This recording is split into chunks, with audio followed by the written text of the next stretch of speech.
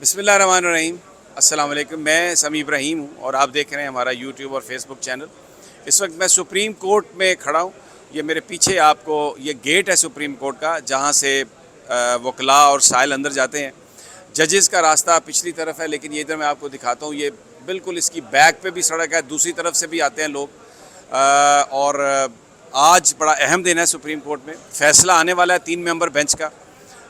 سب لوگوں کو انتظار ہے کہ کیا ہوگا۔ یہ پیچھے میرے میں آپ کو دکھاتا ہوں، یہ پوڈیم ہے جہاں پر پریس ٹاک ہوتی ہے۔ ابھی علی محمد خان صاحب آئے ہیں، فیصل جاوید صاحب یہاں پر بات کر رہے ہیں، اور بات وہی ہے کہ کیا فیصلہ آئے گا، کب فیصلہ آئے گا، اس پر امپلیمنٹ ہوئے گا کہ نہیں ہوئے گا۔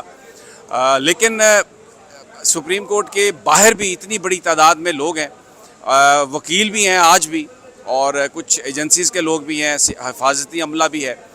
پولیس آنے جانے والے کو ان کو یہ ہدایات ہیں کہ سختی سے چیک کریں، اور میں دیکھ رہا ہوں کہ یہاں پر کچھ وکلاء جو ہیں جن کے پاس پنجاب بار کونسل کے ممبرشپ کارڈز تھے، ان کو بھی اندر نہیں آنے دیا جا رہا، کیونکہ ظاہر ہے کوئی سیکیورٹی کے معاملات جو ہیں، ان کو یہاں پر یہ ہدایت ہے کہ کس طرح کے لوگ اندر آ سکتے ہیں۔ یہ پیچھے میں آپ کو دکھا رہا ہوں پارکنگ لاٹ ہے۔ اب آج یہاں پر بڑا اہم دن ہے، اس لیے کہ 3 ممبر بینچ جو ہے وہ ابھی فیصلہ دے گا۔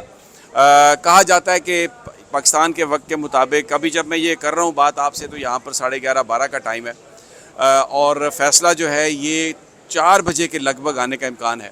منسٹری آف ڈیفنس نے اپنا جواب جو دینا تھا وہ اٹارنی جنرل کے ذریعے انہوں نے جمع کرا دیا ہے، لیکن کل جج صاحبان نے یہ کہا تھا کہ اگر کوئی سوال ہوا ہمارے ذہنوں میں، وہ جواب وزارت دفاع کا دیکھ کے، تو پھر ہم ان سے جواب مانگ سکتے ہیں۔ ابھی تک مجھے یہ کنفرمیشن نہیں ہے کہ فیصلہ لکھنا شروع ہوا ہے یا نہیں لکھوایا جا رہا، لیکن ججز اپنے جو معمول کے بینچز ہیں ان کو نپٹانے کے بعد وہ جا کر اندر اپنے اپنے چیمبرز میں بیٹھ گئے ہیں، اور اب اندر بالکل جو بلڈنگز ہیں کیا ہو رہا ہے اس کے بارے میں اسپیکولیٹ بھی نہیں کرنا چاہتا، کیونکہ ہم توہین عدالت کے مرتکب نہیں ہونا چاہتے۔ لیکن 2-3 اہم ڈیولپمنٹس ہیں۔ کل انہوں نے رجسٹرار کو تبدیل کیا، کابینہ نے فیصلہ کیا۔ رجسٹرار کی تبدیلی جو ہے وہ ایگزیکٹو کا اختیار ہے، لیکن جو ماضی میں ٹریڈیشن رہی ہے وہ یہ ہے کہ چیف جسٹس آف پاکستان سے کنسلٹ کیا جاتا رہا ہے ہمیشہ، اور جو رجسٹرار ہیں وہ ان کی مشاورت سے اس کو لگایا گیا۔ لیکن کل رات جو کابینہ نے فیصلہ کیا، جو میں آپ کو بتا بھی چکا ہوں کہ اس سے پہلے تمام افسران کو وہاں سے نکال دیا گیا تھا، وہ چیف جسٹس صاحب کو کنسلٹ نہیں کیا گیا۔ لیکن ہم یہ دیکھ رہے ہیں کہ آج عشرت علی صاحب جو رجسٹرار ہیں سپریم کورٹ کے، وہ اپنے آفس میں موجود ہیں۔ جب وہ یہاں پر آئے، ان سے پوچھا گیا تو انہوں نے کہا گزرتے ہوئے لوگوں سے، میں تو وہاں پر نہیں تھا لیکن رپورٹڈلی جو میں نے سنا ہے، انہوں نے کہا کہ I am very much hair, اور ابھی وہ اس سے زیادہ انہوں نے کوئی بات نہیں کی۔ اب چیف جسٹس صاحب کے پاس قانونی طور پر بھی یہ اختیار ہے کہ اگر وہ چاہیں تو جو وفاقی کابینہ کا فیصلہ ہے اس کو انڈو کر سکتے ہیں۔ ابھی تک جس طرح سے یہ فیصلہ ہوا کابینہ کا بڑی عجلت میں، اس سے پہلے قاضی فائز عیسیٰ صاحب کا ایک لیٹر گیا رجسٹرار کو کہ آپ چلے جائیں یہاں سے، آپ نے کیسے سرکولر جاری کیا ہے۔ حالانکہ میں پہلے بھی بتا چکا ہوں آپ کو کہ وہ سرکولر رجسٹرار جاری کرتا ہے، لیکن اس کی جو انسٹرکشنز ہیں وہ چیف جسٹس دیتے ہیں تو پھر ہی وہ کرتا ہے۔ اس کے علاوہ وہ سپریم جوڈیشل کونسل کے سیکریٹری بھی ہیں، تو انہوں نے خط بھی لکھا، میں نے آپ کو پہلے بھی بتایا، مظاہر نقوی کے حوالے سے، جسٹس مظاہر نقوی کے حوالے سے۔ تو ابھی رجسٹرار صاحب اپنے آفس میں ہیں، موجود ہیں، ابھی تک وہ یہاں سے نہیں گئے۔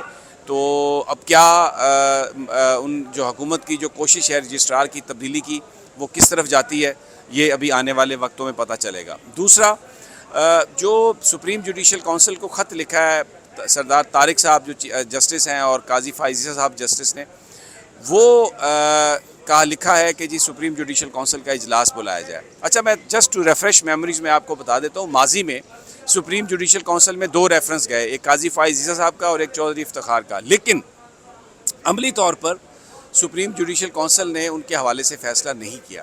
فوری طور پر ان جج صاحبان نے، افتخار چودھری صاحب نے بھی، اس وقت خلیل رمدے ان کے ساتھ تھے، تو وہ اس سے سپریم کورٹ کے انہوں نے بینچ بنا دیا، اور سپریم جوڈیشل کونسل کی کارروائی معطل کر کے فیصلہ جو تھا افتخار چودھری صاحب کے حوالے سے وہ سپریم کورٹ نے کیا۔ قاضی فائز عیسیٰ صاحب کے معاملے میں بھی یہی ہوا۔ سپریم جوڈیشل کونسل میں اس وقت قاضی فائز عیسیٰ صاحب کو لگتا تھا کہ ایسے ججز کی اکثریت ہے جو ان کے خلاف فیصلہ دے گی، تو وہ اس معاملے کو سپریم کورٹ میں لے آئے، اور ایک بڑا بینچ بنا اور اس نے یہ سارا معاملہ سنا، اور سپریم کورٹ کے اس بینچ نے قاضی فائز عیسیٰ صاحب کو بری کیا. سپریم جوڈیشل کونسل کے جو سارے فیصلے تھے چھوٹے موٹے یا جو تحقیقات تھی ان کو روکا, اور پھر اس کے بعد واضح اصول دوبارہ اس پر سٹریس دیا کہ کسی بھی جج کے خلاف جو انفارمیشن حاصل کی جائے گی اس کی پراپرٹی کے حوالے سے, اس کا یہ طریقہ کار ہے. لیکن اس کے بعد اب ایک جسٹس مظاہر نقوی صاحب کے خلاف جس کی وہ بار بار تردید کر چکے ہیں ان کے قریبی ذرائع, ان کے خاندان والے, کہ جو کچھ بھی ان کے بارے میں کہا گیا ہے وہ غلط ہے. جو ان کی بیٹی کی فیس ہے وہ انہوں نے سپریم کورٹ سے ایڈوانس قرض لیا ہوا ہے اور وہ پیسے ان کی تنخواہ سے ہر مہینے کٹتے ہیں. اور جس پراپرٹی کا ذکر کیا گیا وہ ایک پلاٹ تھا جو 2005-06 میں ان کے پاس تھا, پھر 18-20 سال کے بعد اس پہ 2 منزلہ گھر بنا کے جب اسے کیا گیا فروخت تو وہ تقریباً 6-7 کروڑ کا تھا. اور وہاں پر جو پراپرٹی ڈیلرز ہیں اس علاقے کے وہ کہتے ہیں کہ جج صاحب یہ گھر سستا بیچ گئے. بہرحال ان کے جو بھی انفارمیشن ہے وہ ساری موجود ہے اور وہ کہتے ہیں کہ یہ انتہائی غلط انفارمیشن ہے. اچھا, اس میں ایک تھوڑا سا فرق ہے. ماضی میں جو 2 ریفرنس آئے تھے افتخار چودھری کے خلاف بھی, وہ تب ریفرنس پرویز مشرف صاحب نے بھجوایا تھا, اور قاضی فائز عیسیٰ صاحب کے حوالے سے جو انفارمیشن تھی وہ ایک ڈوگر نامی ایک صحافی تھے جنہوں نے یہ سب کچھ کیا تھا. لیکن مظاہر نقوی صاحب کے حوالے سے کہ یہ بات ہونی چاہیے, یہ جو الزامات ہیں اس میں ایک وکیل کی طرف سے ریفرنس دیا گیا ہے اور اس میں یہ بار بار خط لکھا جا رہا ہے قاضی فائز عیسیٰ صاحب کی طرف سے بھی.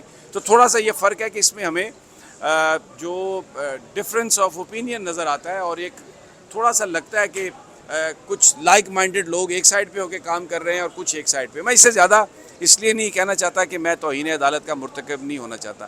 بہرحال سپریم کورٹ میں انتظار ہو رہا ہے, اور ایک بڑا سوال یہ ہے کہ جو فیصلہ آئے گا, حکومت تو کہتی ہے ہم اسے امپلیمنٹ نہیں کریں گے, تو فیصلہ کیسا آئے گا؟ کیا کوئی ایسا فیصلہ آتا ہے جس میں کوڈ آف کنڈکٹ بھی بتایا جائے الیکشنز کا, اور پھر کوئی امپلیمنٹیشن بینچ بھی بنایا جائے جو اس کو دیکھے کہ الیکشن کمیشن کیا کر رہا ہے, اور اگر پھر سوال ہوگا الیکشن کمیشن یہ نہیں کرتا یا وفاقی حکومت نہیں کرتی تو کیا اس کا ملبہ شہباز شریف پر گرے گا جو وزیر اعظم ہے, یا جو وزراء یا وہ محکمے؟